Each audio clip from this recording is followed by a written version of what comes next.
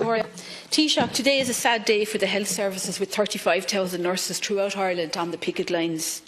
And this is not a decision they took easily or lightly. To hear the individual stories of nurses is heartbreaking, the challenges they face every day in their working life.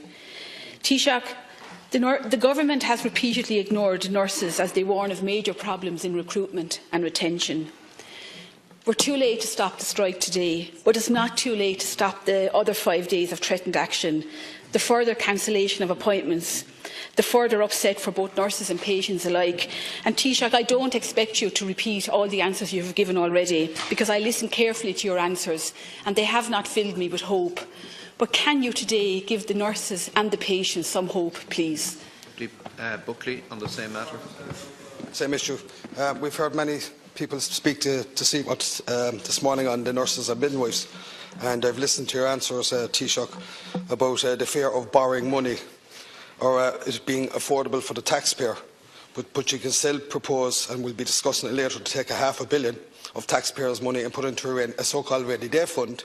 That's only going to bail out the banks, will not assess the health system, will not accept the housing system.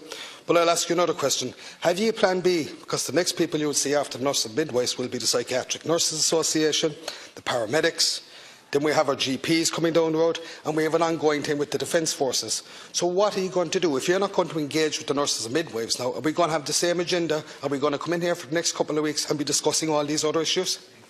Thank you. Deputy Fitzpatrick, on the same matter. Taoiseach, 1.4 million per week on agency nursing, one nurse available for every 4 vacancies, a €7,000 gap in pay, negotiations going on with the WOC, the trolley situation, the waiting lists, I can go on and on, winter bug. And Minister, from day one, Taoiseach, from day one we always said that your health was your wealth of life. And you said this morning, and you keep repeating it again, this will be sorted out. Taoiseach, if it can be sorted out, can we not sort it out now before it gets worse?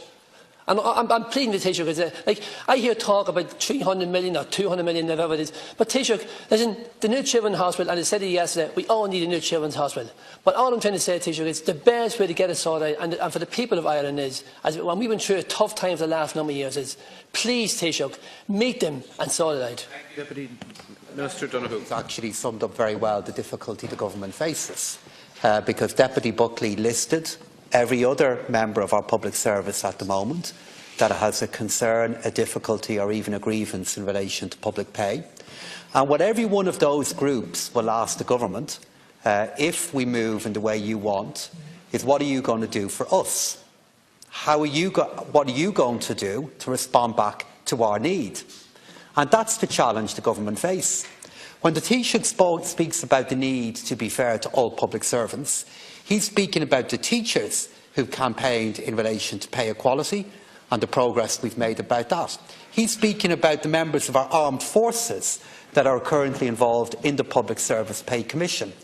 And if we go the way that some are advocating here, we face into the very risk that Deputy Buckley has stood up and described. The government has engaged in this issue.